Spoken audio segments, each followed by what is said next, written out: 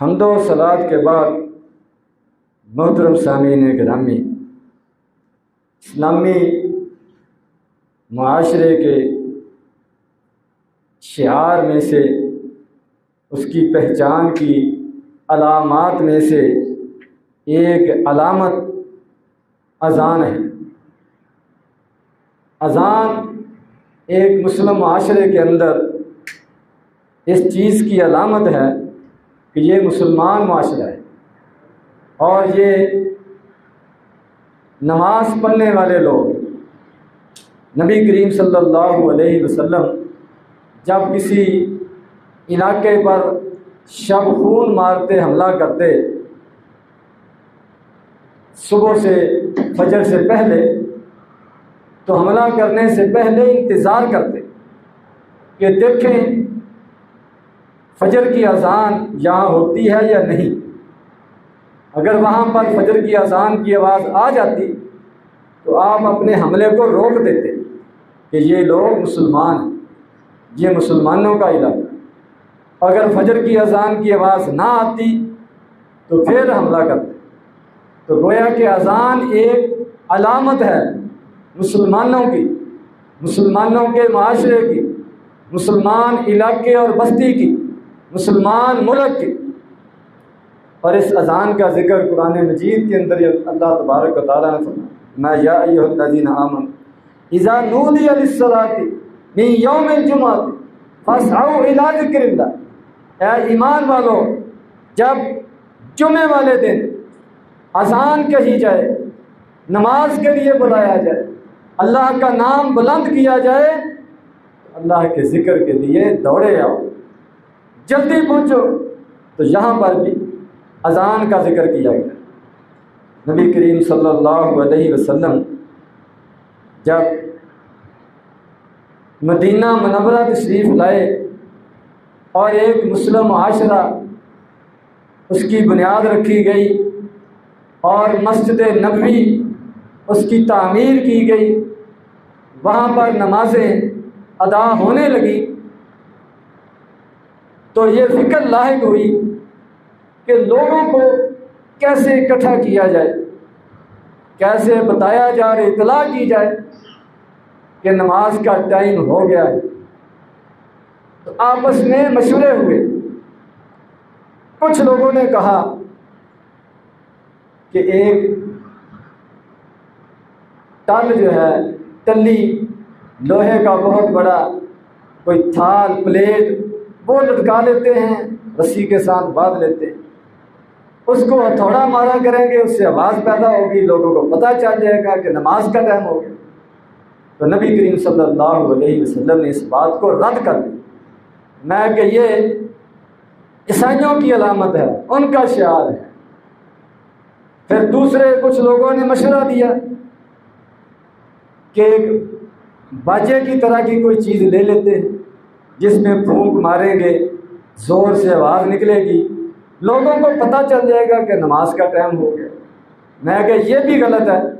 یہ یہودیوں کی علامت، یہودی اس طرح کرتے ہیں، ہم ایسے نہیں کریں۔ کچھ لوگوں نے کہا آگ جو ہے یہ جلا دیا کریں،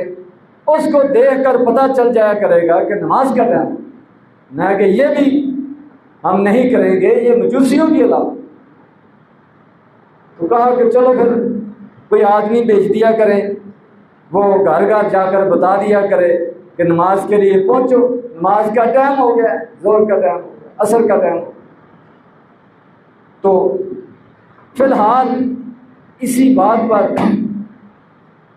عمل شروع ہو گیا، لیکن یہ بھی کوئی تسلی بخش، اطمینان بخش کام نہیں تھا، مشکل تھا ایک ایک گھر جا کر بتانا۔ سارے فکر مند تھے کہ کس طرح جمع کیا جائے۔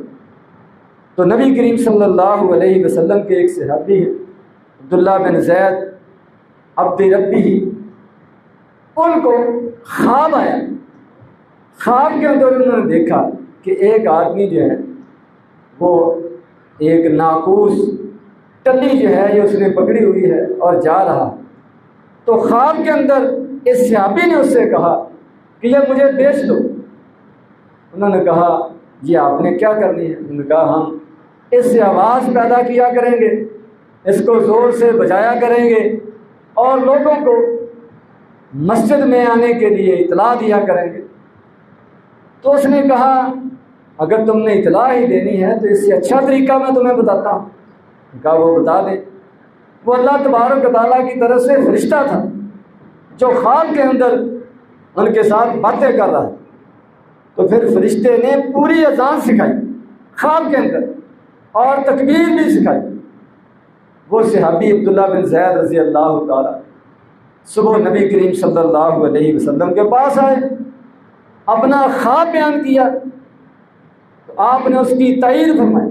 میں کہ یہ اللہ تبارک و تعالیٰ کی طرف سے غیبی اشارہ ہے، غیبی مدد ہے، یہ طریقہ ٹھیک ہے مسلمانوں کو جمع کرنے کا، نماز کے لیے بلانے کا، نماز کے وقت کی اطلاع دینے کا۔ تو پھر آپ نے سیدنا بلال رضی اللہ تعالیٰ عنہ سے کہا اٹھو اور یہ اذان کہو۔ اس صحابی سے کہا کہ ان کو سکھاتے جاؤ، کلمات دہراتے جاؤ، یہ ان کو اونچی آواز سے کہتے جائیں۔ اس طرح یہ اذان کا عمل جو ہے اس کو اختیار کیا۔ تو گویا کہ خواب کے ذریعے سے، اللہ تبارک و تعالیٰ کی طرف سے بھیجے گئے فرشتے کے ذریعے سے، اور پھر نبی کریم صلی اللہ علیہ وسلم کی تصدیق کے ساتھ اس اذان کو نماز کے لیے مقرر کر دیا۔ تو یہ اذان بذات خود ایک بہت بڑا نیک عمل ہے، اللہ تبارک و تعالیٰ کی بڑائی کا، اللہ تبارک و تعالیٰ کی توحید کا، نبی کریم صلی اللہ علیہ وسلم کی رسالت کا اور خیر اور بھلائی کی طرف بلانے کا یہ اعلان ہے۔ 5 وقت جو مسجد سے، ہر مسجد سے، ہر گلی سے، ہر محلے سے جو بلند کیا جاتا ہے، اور نبی کریم صلی اللہ علیہ وسلم نے اس کی فضیلت بھی بیان فرمائی، اس کا اجر و ثواب بھی بیان فرمایا، اور فرمایا مسلم شریف کی اگر لوگوں کو پتہ چل جائے کہ اذان کہنے میں کتنا اجر و ثواب ہے اور پہلی صف میں نماز پڑھنے میں کتنا اجر و ثواب ہے اور جلدی آنے میں کتنا اجر و ثواب ہے، تو پھر لوگ قرآن اندازی کر کے فیصلہ کریں کہ کس نے اذان کہنی ہے اور کون پہلے پہنچا ہے اور کس نے پہلی صف میں بیٹھنا ہے۔ یہ نبی کریم صلی اللہ علیہ وسلم نے اس کی فضیلت بیان کی، یعنی بہت زیادہ فضیلت ہے، اور فرمایا نبی کریم صلی اللہ علیہ وسلم المؤذنون اطول الناس عناق یوم القیامہ، کہ اذان کہنے والے قیامت والے دن سب سے لمبی اور اونچی گردنوں والے ہوں، یعنی دور سے پہچانے جائیں گے۔ لوگ پوچھیں گے یہ سب سے بلند اونچے قد والا کون ہے؟ تو بتایا جائے گا کہ یہ وہ ہے جو اذان کہا کرتا تھا، لوگوں کو نماز کے لیے بلایا کرتا تھا، نماز کی دعوت دیتا تھا، خیر اور بھلائی کی طرف بلاتا تھا۔ تو یہ نبی کریم صلی اللہ علیہ وسلم نے اذان کہنے والوں کی فضیلت بیان اور فرمایا المؤذن یغفر له مدى صوته ویستغفر له کل رطب ویابس۔ ابن ماجہ شریف کی میں کہ مؤذن کے لیے، اذان کہنے والے کے لیے جہاں تک اس کی آواز پہنچتی ہے وہاں تک اس کی بخشش کر دی جائے، یعنی اگر اتنے گناہ اس کے ہوں، اتنے فاصلے تک اس کے گناہ پہنچے ہوئے ہوں، تو اذان کی برکت سے وہ گناہ معاف کر دیے جاتے۔ اور فرمایا ہر تر اور خشک، یعنی ہر جاندار اور بے جان چیز وہ بھی اذان کہنے کے والے کے لیے استغفار کرتے ہیں، مغفرت کی دعائیں کرتے ہیں، گناہوں کی معافی کی دعائیں کرتے ہیں، درجات کی بلندی کی دعائیں کرتے ہیں۔ یعنی اتنا عظیم عمل ہے اور اتنا محبوب آدمی ہے جو اس چیز کی پابندی کرتا ہے۔ اور پھر نبی کریم صلی اللہ علیہ وسلم کی زندگی میں ہمیشہ بلال رضی اللہ تعالیٰ عنہ نے اذان کہی، اور ان کے علاوہ عبداللہ بن ام مکتوم رضی اللہ تعالیٰ عنہ یہ بھی خاص طور پر صبح کی اذان، کیونکہ صبح کے وقت اکثر 2 اذانیں ہوتی تھی، ایک سحری کی اذان اور ایک فجر کی نماز کی اذان۔ تو بلال رضی اللہ تعالیٰ عنہ یہ سحری کی اذان کہتے تھے کہ لوگ روزہ رکھ لیں، کھانا کھا لیں، اگر کوئی تہجد پڑھ رہا ہے، نوافل پڑھ رہا ہے، وہ اس کو مختصر کر کے سحری وغیرہ کر لے، تاکہ دوسری اذان فجر کی اذان ہونے سے پہلے وہ سحری سے فارغ ہو۔ اور پھر دوسری اذان سے فجر کی اذان یہ عبداللہ بن ام مکتوم رضی اللہ تعالیٰ عنہ دیا کرتے۔ یہ نابینا صحابی تھے، ان کو تو وقت کا نہیں پتہ کہ ہوا یا نہیں، فجر کا نہیں پتہ طلوع ہوئی یا نہیں، تو ان کو دوسرے صحابی بتایا کرتے تھے کہ اذان کا وقت ہو گیا، فجر طلوع ہو چکی ہے۔ تو یہ پھر ان کے کہنے پر اللہ تبارک و تعالیٰ کے اس نام کو، اس اذان کو یہ بلند کیا کرتے تھے۔ اسی طرح ایک صحابی ابو محذورہ رضی اللہ تعالیٰ عنہ، یہ مکہ مکرمہ میں ان کو مؤذن مقرر کیا، اور نبی کریم صلی اللہ علیہ وسلم نے خود ان کو ایک ایک لفظ کے ساتھ اذان یاد کرائی، اذان دہرائی، اور ان کی اذان کی یہ خصوصیت تھی کہ وہ ترجیح والی اذان تھی، جسے دوہری اذان کہتے ہیں۔ اس میں اشہد اللہ الہ الا اللہ یہ کلمات 4 دفعہ کہے جاتے ہیں، اشہد ان محمد رسول اللہ یہ کلمات بھی 4 دفعہ کہے جاتے ہیں، جسے دوہری اذان کہتے ہیں۔ یہ ابو محذورہ رضی اللہ تعالیٰ عنہ کو نبی کریم صلی اللہ علیہ وسلم نے مکہ مکرمہ کے اندر فتح مکہ کے موقع پر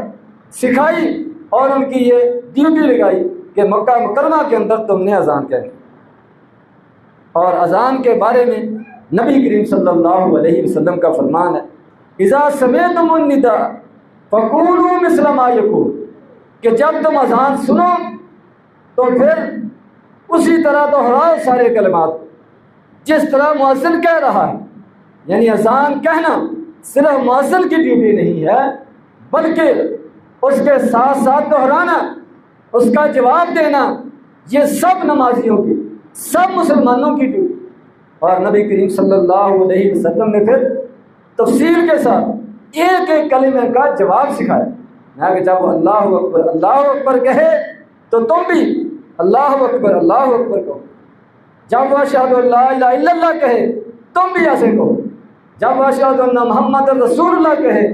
تم بھی اس کو دہراؤ، جب وہ حی علی الصلاۃ کہے پھر تم لا حول ولا قوت الا باللہ یہ کلمات پڑھو۔ اسی طرح جب وہ حی علی الفلاح کہے اس وقت بھی تم لا حول ولا قوت الا باللہ یہ کلمات اس کے جواب میں پڑھو، جس کا مطلب یہ ہے کہ تم نے ہمیں فلاح کے لیے بلایا ہے، تم نے ہمیں نماز کے لیے بلایا ہے، خیر کی دعوت دی ہے۔ یہ سب کچھ اللہ تبارک و تعالیٰ کی توفیق کے ساتھ، اللہ تبارک و تعالیٰ ہماری مدد کریں گے، ہمیں توفیق دیں گے تو ہم اس خیر کے لیے پہنچیں گے، اس فلاح کے لیے آئیں گے، اس نماز کو ادا کرنے کے لیے حاضر ہوں گے۔ اللہ تبارک و تعالیٰ کی توفیق کے بغیر نہ کسی گناہ سے بچنے کی طاقت ہے، نہ کسی نیکی کو کرنے کی طاقت ہے، نہ سب کو چھوڑ چھاڑ کر مسجد میں نماز کے لیے حاضر ہونے کی ہم میں ہمت اور طاقت ہے، جب تک اللہ تبارک و تعالیٰ مدد نہ کرے، توفیق نہ دے۔ گویا کہ اللہ تبارک و تعالیٰ سے دعا کی جا رہی ہے، اور اپنی کمزوری، عاجزی، انکساری اس کا اظہار کیا جا رہا ہے۔ یعنی آدمی نیکی کرے تو اس کو اپنا کارنامہ نہ سمجھے کہ میں نے بہت بڑا مار کا سر انجام دیا ہے، بلکہ اس کو اللہ تبارک و تعالیٰ کا فضل سمجھے، اللہ تبارک و تعالیٰ کا انعام سمجھے کہ اس نے مجھے توفیق دی ہے۔ ورنہ کتنے لوگ ہیں جو اس طرح کے نیکی کے کاموں میں پیچھے ہیں، اس سے محروم ہیں، کیونکہ دنیا فتنوں کی جگہ ہے، بہت سی چیزیں اس کو عبادت سے، مسجد سے، نیکی سے دور کرنے والی ہیں، غافل کرنے والی ہیں، برائی کی طرف بلانے والی ہیں۔ تو یہ خاص اللہ تبارک و تعالیٰ کا فضل ہی ہے کہ آدمی ہر طرح کے فتنوں سے بچا کر، ہر طرح کی شیطان کی چالوں سے بچا کر پابندی کے ساتھ اللہ تبارک و تعالیٰ کے دربار میں حاضر۔ اللہ کے سامنے جھکے، اللہ کی عبادت کرے، اپنی بندگی کا اظہار کرے اور اللہ تبارک و تعالیٰ سے اپنے گناہوں کی معافی طلب کرے۔ اور فرمایا نبی کریم صلی اللہ علیہ وسلم نے کہ اذان سننے کے بعد پھر تم کہو اشہد ان لا الہ الا اللہ وحدہ لا شریک لہ واشہد ان محمدا عبدہ ورسولہ رضیت باللہ ربا وبالاسلام دینا وبمحمد نبیا۔ یہ دعا پڑھو اذان کے بعد کہ میں بھی گواہی دیتا ہوں کہ اللہ تبارک و تعالیٰ معبود برحق ہے، وہ اکیلے ہیں، ان کا کوئی شریک نہیں، اور محمد صلی اللہ علیہ وسلم اللہ کے بندے ہیں، اس کے رسول ہیں۔ میں اللہ تبارک و تعالیٰ کے رب ہونے پر راضی ہوں، نبی کریم صلی اللہ علیہ وسلم کے رسول ہونے پر راضی ہوں، اور اسلام میرا دین ہے، اس پر میں راضی ہوں۔ ان کلمات کا اذان سننے کے بعد، اذان کا جواب دینے کے بعد ان کلمات کا اظہار کرو، اور اس کے بعد نبی کریم صلی اللہ علیہ وسلم کے لیے وسیلے کی دعا کرو۔ اللہم رب هذه الدعوۃ التامۃ